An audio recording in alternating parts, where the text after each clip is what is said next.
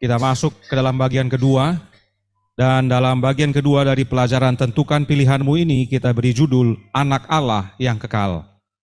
Kenapa kita perlu pelajari ini? Coba dengarkan klip dari penjelasan Sang Pendeta tentang Anak Allah yang Kekal. Kalau bahasa semi-Arian, Arianisme mengajarkan bahwa there was time when he was not. Ada satu masa di mana Yesus itu enggak ada. Karena Yesus keluar dari Bapa. Di kekekalan itu hanya ada Bapa, dan Yesus keluar dari Allah. Dan keluar dari Bapa yang kekal itu, Yesus tidak kekal. Saudara perhatikan doktrin kedua, hanya Bapa yang kekal. Roh Kudus tidak kekal. Yesus tidak kekal. Yesus anak dari Bapa yang kekal. Ini doktrin kita sampai 1980. Bagi gereja Advent sampai 1979, yang kekal itu adalah Bapa. Yesus itu Allah, very God, but not eternal. Saudara lihat perbedaannya dengan doktrin yang ada di tangan saudara sekarang. 28 doktrin yang di tangan saudara sekarang sudah begini bunyinya. Itu sejak 1980. There is one God. Hanya ada satu Allah. Father, Son, and Holy Spirit. Hanya ada satu Allah yang terdiri dari Bapa, Anak, dan Roh Kudus. A unity, persatuan of three co-eternal persons. Persatuan dari tiga pribadi yang sama-sama kekal. Lihat bedanya? Jadi bagi gereja Advent 1931, sudah benar, Yesus Allah, tapi tidak kekal. There was time when he was not. Ada satu masa di mana Yesus keluar dari Bapa yang kekal itu. Doktrin keempat, God the Eternal Son. Doktrin kelima, God the Eternal Spirit. Lihat bedanya ya. Ada kata eternal. Perhatikan apa yang tadi Sang Pendeta katakan. Yesus itu very God, betul? Tapi tidak kekal. Ada Allah, tapi tidak kekal. Supaya kita pikirkan ini perkataan siapa? Roh nubuat, firman Tuhan, atau hikmat manusia? Sebab katanya Yesus itu keluar atau lahir dari Bapa. Ada masa di mana Yesus belum ada dan kemudian ada. Ini penting kita ketahui sebab bagi gereja Advent, jika lahir atau keluar dari Bapa, itu artinya tidak kekal. Saya ulangi, meskipun Bapa kekal, tapi kalau keluar dari Bapa, maka tidak kekal. Inilah kondisi manusia yang coba memahami Allah menurut hikmatnya sendiri, yang sudah dipengaruhi oleh doktrin Trinitas. Jadi yang membedakan versi-versi buku doktrin dalam gereja Advent, khususnya tentang Allah, katanya tadi adalah kata eternal atau kekal. Berikut tabelnya untuk kita bisa lihat. Kalau saudara ikuti penjelasan Sang Pendeta, dia akui bahwa gereja Advent ini awalnya adalah non-trinitas. Terbukti dari doktrin yang pertama, buku doktrin yang pertama, tahun 1872. Tidak ada konsep trinitas disebut, tidak ada kata trinitas pun dikatakan di sana. Kalau kita perhatikan, there is one God. Itu doktrin pertama. Doktrin kedua, there is one Lord, Jesus Christ, the Son of Eternal Father. Jadi Bapa itu kekal, Yesus anak Bapa yang kekal, yang para pionir kita percayai keluar dari Allah atau diperanakan Bapa. Tapi bagi kaum Trinitas gereja Advent sekarang ini, pengertian seperti itu yang dimiliki para pionir menyatakan Yesus tidak kekal. Meskipun dia anak dari Bapa yang kekal. Tahun 31 muncul kata Trinitas. Doktrin kedua. Doktrin pertama mengenai Alkitab. Doktrin kedua mengenai Allah. That the Godhead or Trinity consists of the eternal Father, a personal spiritual being. Bla bla bla. Lalu the Lord Jesus Christ, the Son of eternal Father, bla bla bla. Lalu the Holy Spirit, the third person of the Godhead. Itu doktrin pertama. Jadi mereka coba jelaskan Trinitas dan menyebutkan pribadi-pribadinya. Doktrin ketiga katakan, Jesus Christ is very God. being of the same nature and essence as the eternal Father. Kalau kita baca yang doktrin ketiga ini, kalau dikatakan the same nature and essence, artinya alamiah dan esensinya sama dengan eternal Father, berarti Yesus apa? Kekal, eternal. Tapi bagi mereka belum. Sebab dalam doktrin kedua, hanya Bapa disebut eternal. Yesus, the Son of the eternal Father. Holy Spirit tidak disebut the third person of the Godhead. Mereka tidak suka itu. Mereka harus sama dengan dunia. Di mana dunia katakan apa?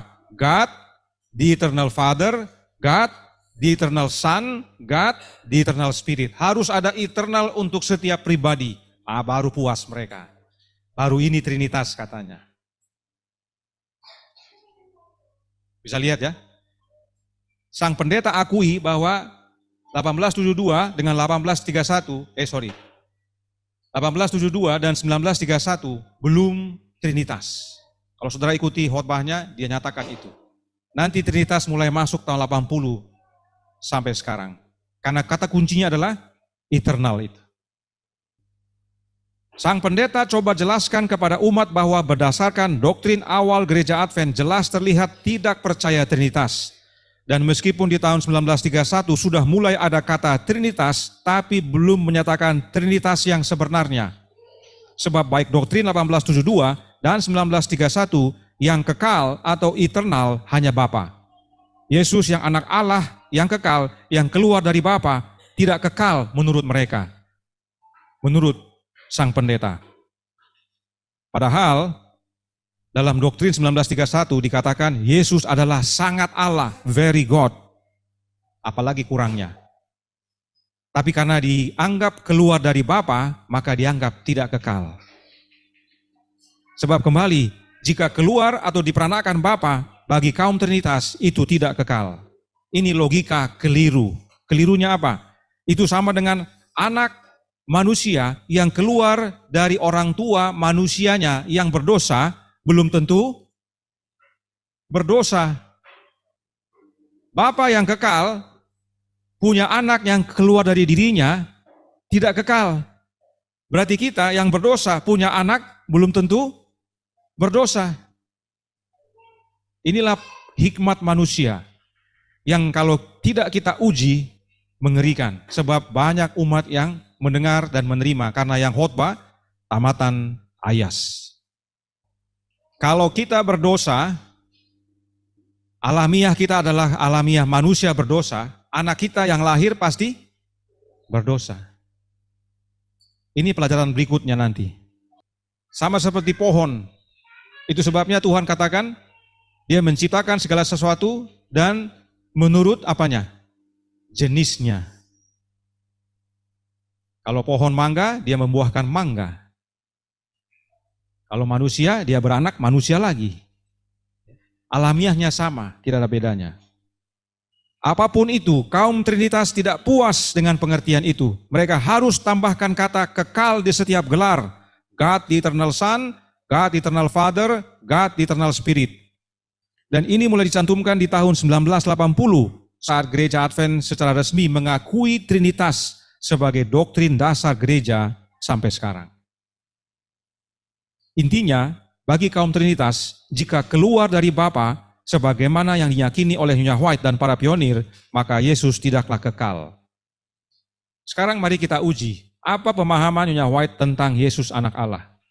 Dari zaman masih non-Trinitas, apa yang dia percayai? Apakah selaras dengan yang dituduhkan? Kita lihat tabelnya sebagai ringkasan. Yang sebelah kanan terjemahannya. Kita baca terjemahannya. Dalam Review and Herald tanggal 17 Desember tahun 1872, tahun di mana buku doktrin pertama dikeluarkan. Dikatakan, anak Allah walaupun dalam rupa Allah dan tidak menganggap kesetaraan dengan Allah itu sebagai milik yang harus dipertahankan. Ini dari Filipi 2 ayat 5. Ya. Dalam rupa Allah, kalau dalam rupa Allah sama atau beda itu? Sama. Kemudian dalam 1887, surat nomor 37, paragraf 22, Nyonya White tulis, lalu lihatlah di balik penyamaran itu. Dan siapakah yang kita lihat?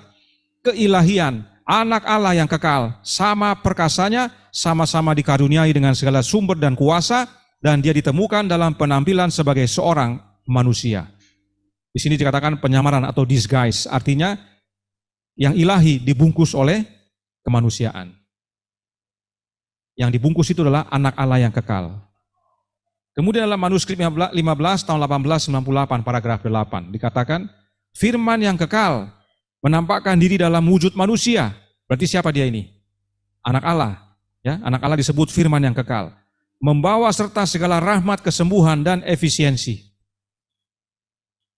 Tahun 1898, tahun di mana buku Kerinduan Segala Zaman diterbitkan yang dituduh oleh Gereja Advent sebagai sumber awal Trinitas di Gereja Advent ini. Bahwa Nyonya White menggunakan buku itu untuk mulai mengajarkan Trinitas. Dan Nyonya White sudah mulai menggunakan kata kekal sebelum itu. Bagaimana sesudah buku terbit? Kita baca tahun 1906, Review and Herald, April tanggal 5. Firman itu ada sebagai makhluk ilahi, bahkan sebagai anak Allah yang kekal dalam persatuan dan kesatuan dengan Bapanya. Jadi sejak awal dan seterusnya, tidak pernah Nyonya White menjelaskan bahwa Yesus itu anak Allah yang kekal, nanti setelah kami berganti doktrin dari non-trinitas kepada trinitas, tidak ada. Nyonya White juga tidak bilang bahwa, oh Yesus itu anak yang kekal nanti setelah dia muncul bersamaan. Kalau dilahirkan atau diperanakan tidak kekal. Tidak ada penjelasan roh nubuat begitu. Dari awal sampai seterusnya, Nyonya White katakan Yesus itu anak Allah yang kekal sebab dia diperanakan dari Bapa yang kekal. Alamiahnya sama. Tanpa harus dibahas, kita harus mengerti. Itulah yang orang Yahudi pahami. Pada waktu Yesus katakan apa? Saya ini anaknya Allah. Anaknya Bapa. Oh mereka marah. Mereka mau bunuh dia. Karena dengan mengatakan anaknya Allah, berarti dia menyamakan diri dengan Allah. Menyamakan bukan dengan posisi, tapi dengan alamiah. Berarti you Allah juga. Itu orang Yahudi mengerti. Jadi, istilah anak Allah yang kekal bukan harus nanti setelah Trinitas.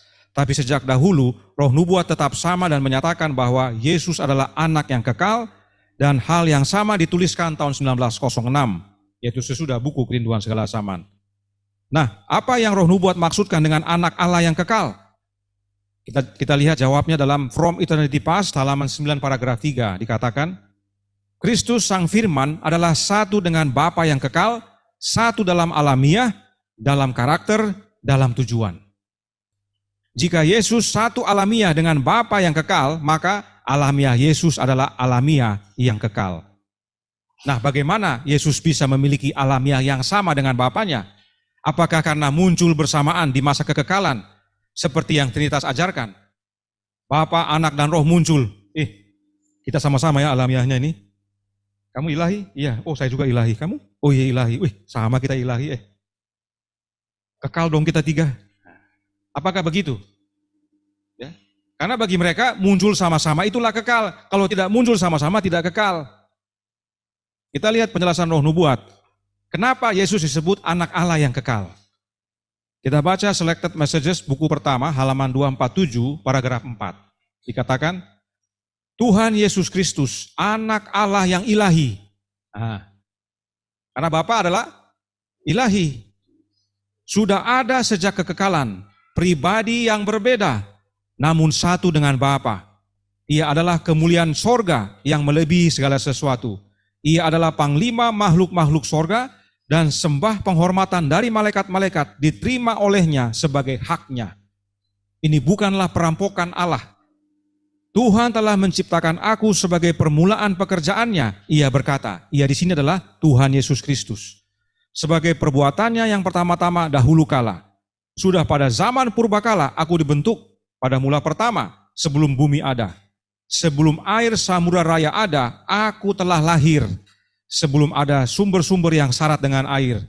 Sebelum gunung-gunung tertanam dan lebih dahulu daripada bukit-bukit, aku telah lahir. Sebelum ia membuat bumi dengan padang-padangnya atau debu dataran yang pertama. Ketika ia mempersiapkan langit, aku di sana. Ketika ia menggaris kaki langit pada permukaan air samudra raya. Amsal 8 ayat 22 sampai 27. Ini sudah pernah kita bahas, tapi perlu kita ulang. Sebagai dasar, Yesus anak Allah yang kekal. Roh nubuat mengutip Amsal 8 dan menyatakan bahwa itu adalah perkataan Yesus anak Allah yang menjelaskan bahwa anak Allah terlebih dahulu lahir, baru semua diciptakan. Sebab nanti siapa yang ciptakan? Yesus. Dalam terjemahan bahasa Indonesia dikatakan, aku telah lahir. Tapi dalam bahasa Inggris katakan apa? Dibawa keluar, brought forth. Ya. Inilah dasarnya mengapa Yesus disebut anak Allah yang kekal, yang satu alamiah dengan Bapa yang kekal. Sebab Yesus lahir atau dibawa keluar dari Bapa yang kekal. Itu sebabnya tadi dikatakan satu dalam alamiah. Maka alamiahnya Yesus pasti ilahi dan kekal. Itulah para pionir dan hamba Tuhan Nyonya White percayai. Tidak heran Yesus berkata apa? Yohanes 8 ayat 42.